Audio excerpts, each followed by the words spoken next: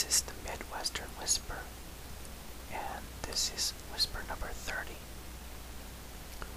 I want to start out this whisper by saying I'm going to dedicate this whisper to the people of the South that incurred all the losses from the tornadoes this last week, especially Alabama and Mississippi, but definitely not limited to those two states.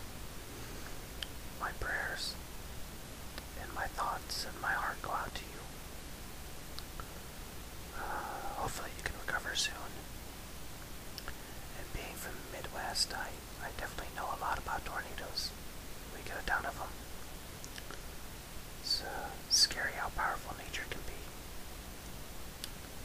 But good luck. I'm going to read a continuation of some of the mellow music songs I did in a whisper a while back. I tried to do these in alphabetical order by the group or the artist. And this time it's only 24. But I left off starting with F. So, here we go.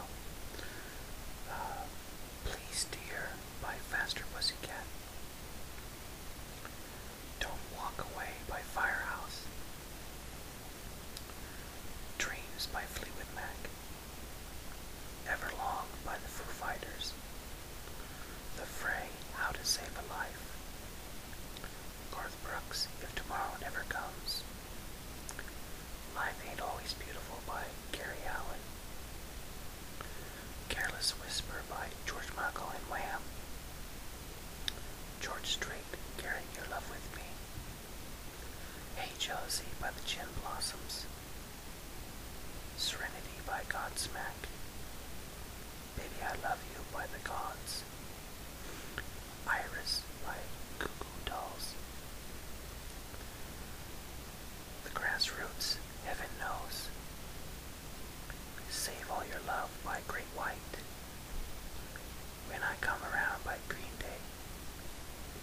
Guns N' Roses, November Rain. She's Gone by Hall Notes.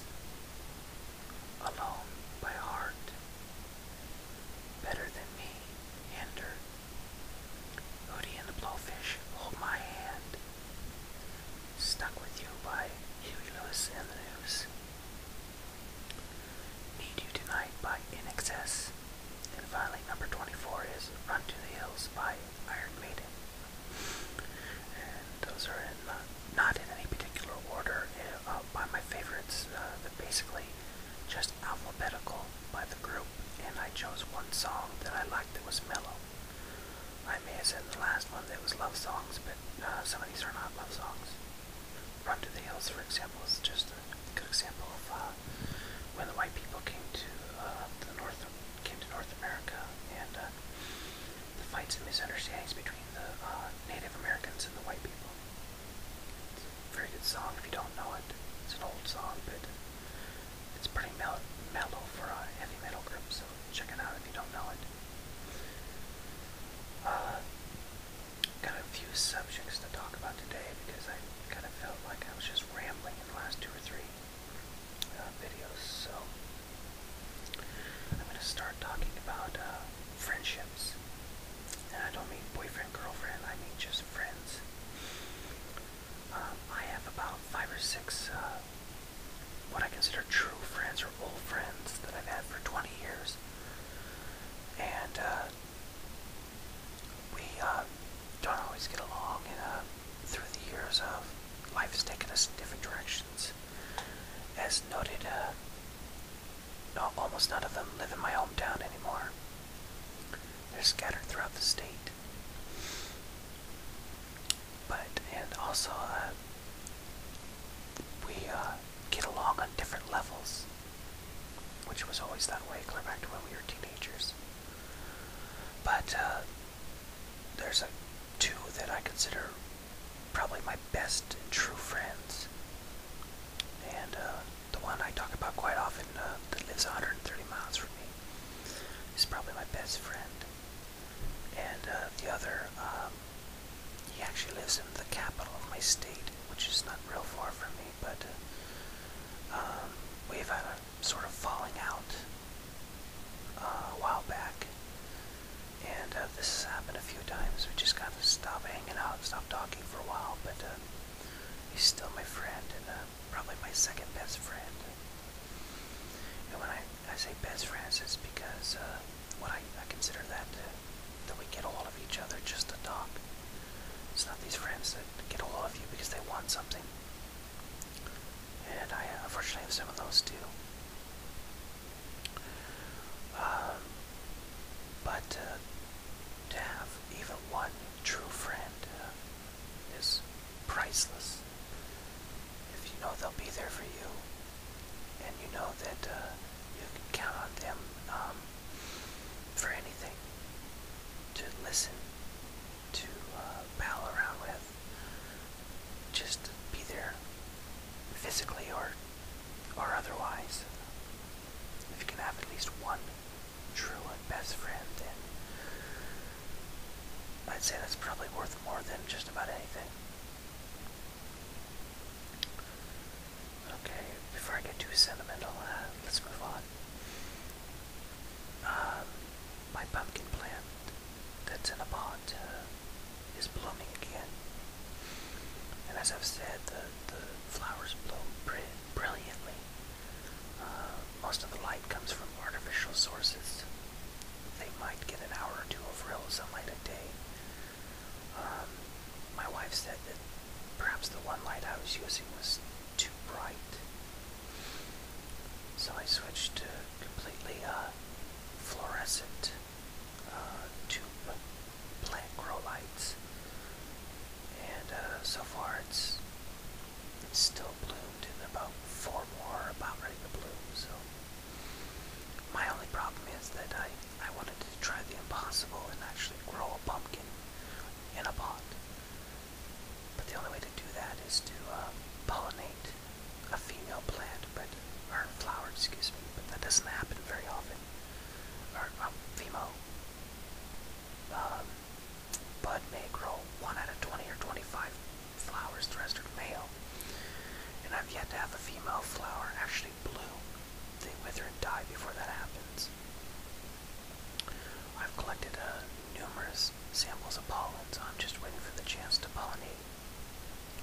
I don't have to have any bees inside my house, so I gotta do it myself. The weather outside today is beautiful. I thought it was gonna be a little bit colder than yesterday, but if anything, I think it's warmer. Still somewhat windy, but not quite as windy as it was. So, I think we're gonna reach probably 75 today, which is pretty nice for this time of year. A little bit above average, which is a lot better than the alternative, which the last 2 weeks has been 10 degrees below average.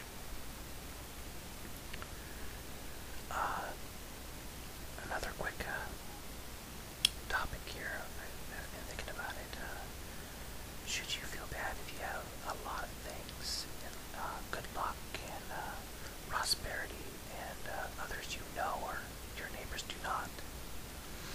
Should you feel bad about that? That you're blessed? I could take that a step further, and people that have a lot of talent, because some talent is learned, but a lot of talent is based on what you're born with. And not to sound arrogant, but I was born with a lot of talent, and then I have a friend or two that seem to have no talent, no real hobbies. And another good example is I have a healthy and growing family. I have a few friends that have never had children. Not that they didn't want to, but they just didn't. Should I feel bad about that? Sometimes I do. Like God almost overblessed me, or fate. I'm not super religious. I tend to believe in God. Apparently, because I do talk to him once in a while. it, that leads into my last subject of how important is church. Depends on who you are, I suppose, but I know a few people, especially older people, that regularly go to church, but then you listen to them swearing and telling dirty jokes, and I mean, did they learn anything in church? Are they doing it at a face value?